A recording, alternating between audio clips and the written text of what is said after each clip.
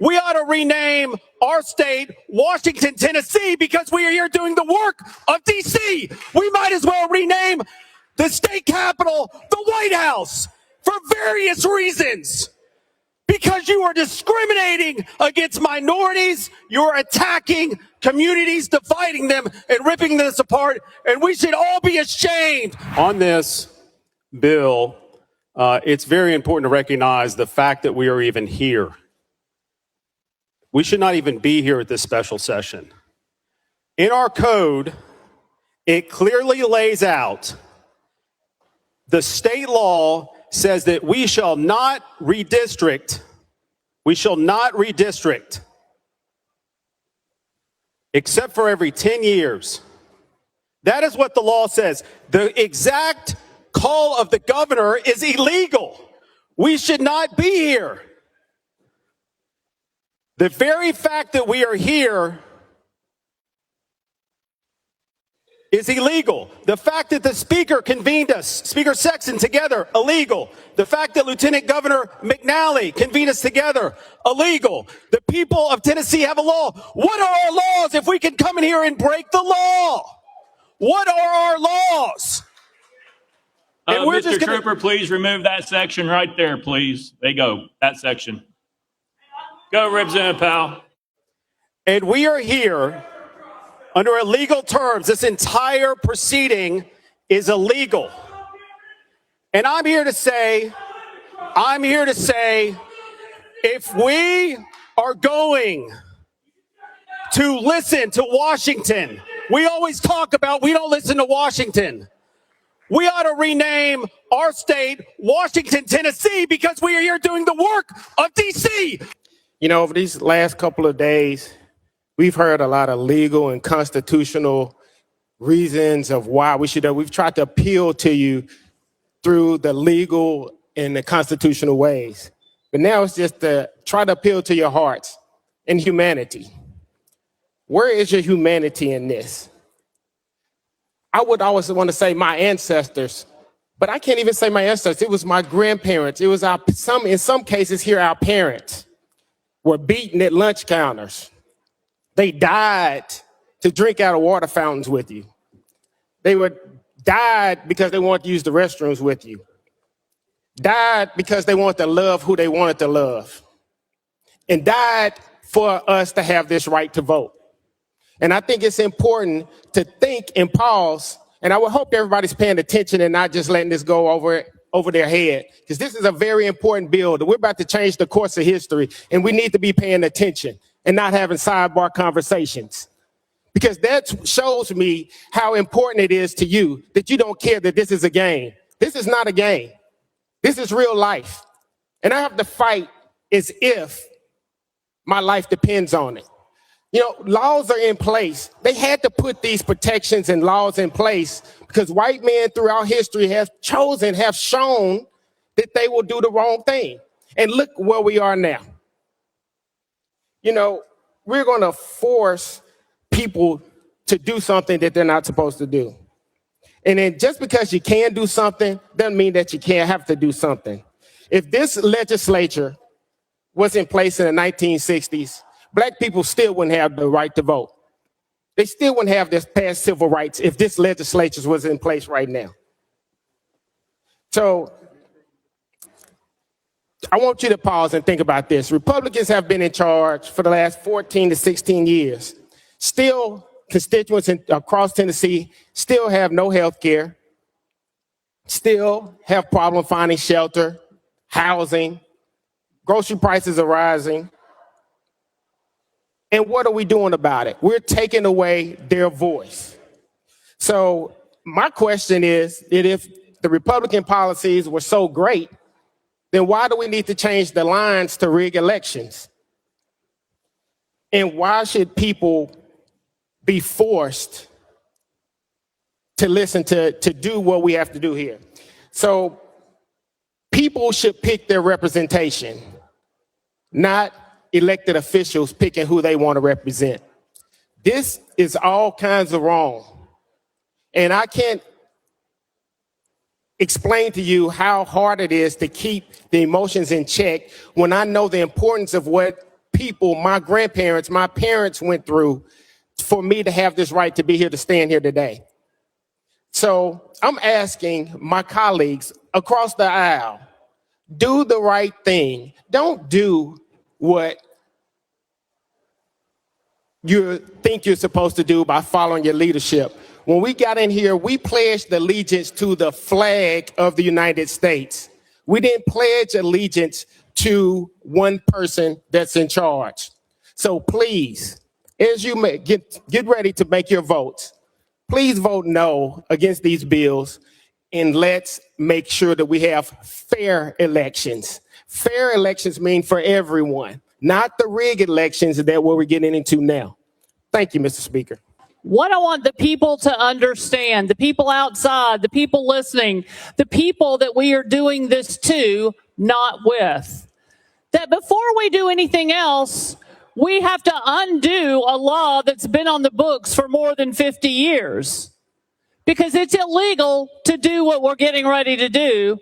So what do you do when you have a supermajority? You just change the rules and you change the laws so you can do the bad things that smarter folks before us knew were wrong. I didn't say the pledge today, and I certainly didn't say my usual very loudly, and justice for all. And the reason I didn't say it, it is so disingenuous to say it with folks who in a few minutes are going to vote against justice for all. You don't believe it? You need to stop saying it.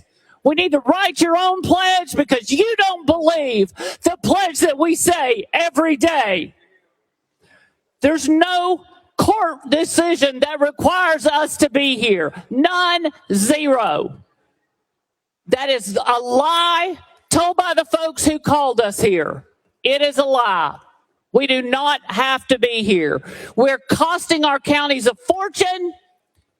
We are making a mockery of this body and of this state. We are the shame of the nation and the shame of this state.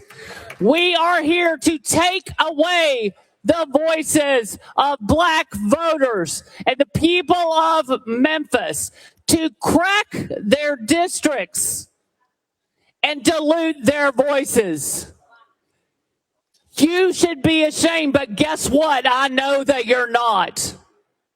This is not a special session. This is a white power rally and a white power grab. That is what this is. And you can deny it all you want, but the people in this state know better. They don't want partisan gerrymandering. They don't want gerrymandering by race. They don't want any of it. We have the ability to have independent redistricting done so that it's fair for all, so that voters choose their elected officials instead of elected officials choosing their voters.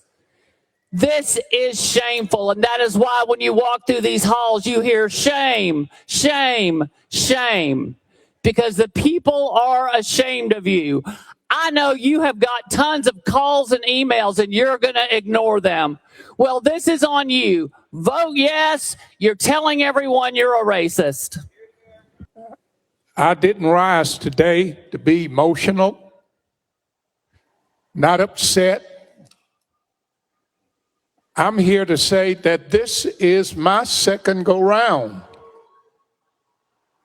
I'm standing here today because my dad went out to register to vote, but he never got a chance to vote. But I'm standing here today because he didn't get a chance. I feel that it's my responsibility to take up the mantle and run with it. I did get a chance to vote. But all of my life, voting has been a problem with the other side. From childhood to this moment, and this probably is the last time I'm going to get a chance to stand in this well and talk. But here's what I will tell you all this. You're not stopping anything. It's been tried over. In fact, my dad, when he registered to vote, he had to move to a government tent city because they put him out of a place to live. I remember one Friday evening, he came home and announced to us, we got to move. And we said, why? He said, because I registered to vote. We got to move. Where are we going to move? We have no place to move, but we got to go to tent city. This was Friday. But because we knew someone higher than the government, we called a family prayer. And from Friday evening late to early Monday morning, we had a place to stay. So what I'm telling you folks today is, it doesn't matter what you pass, how you draw maps. It doesn't matter how you can draw them any way you want to. You cannot stop God's people. Trust me. If you don't ever hear me say anything else, even if you get to attend my funeral, if I'm dead and gone, you remember this one thing. You are not doing anything but hurting yourself.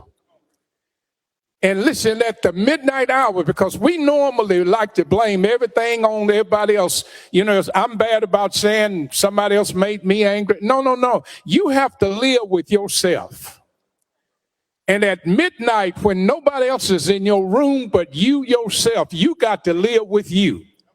And if you can sleep, if you can go to sleep, close your eyes and rest that night after doing what you're doing, you do it. But I can tell you this one thing. There's a man that's higher than all of us. And he's looking down on us right now. And you can just remember this. This old black guy told you before he left here, you ain't hurting nobody but yourself. God bless you, and we'll all be okay. We are jumping a shark. You've heard all of this. We've jumped through all manner of hoops. We've done away with laws that are older than I am, older than probably half the membership in here, for nefarious and racial reasons. That's what we're doing. We have come here today. We have spent this $2 million of our people's money to come here and do something, to do someone else's bidding.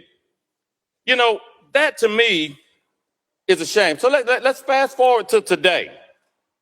So what we're looking at is the Speaker, Lieutenant Governor, the Governor are trying to tell us that they happen to get this thing right, and they're right for them, by splitting Memphis up in a perfectly racial, African-American equal way. They managed, it wasn't done for race. They didn't put in race, didn't go. But they got, within 1 percentage point, splitting a city up, and I lived 2 years in Memphis, and the African-American population is concentrated, but it's spread out across there. They got it to within 1 percentage point. Ladies and gentlemen, statistically, the chances of doing that is you hitting the Powerball twice. You got a better chance of doing that than hitting these numbers. So that's a lie. That just didn't happen. They took race into consideration, period. Another historical point, the whole term gerrymandering. There was a governor in Massachusetts, Governor Jerry, that created a district that looked like a salamander. So that's where the term comes from. So what this leadership is now telling you, we've gerrymandered Memphis for political reasons.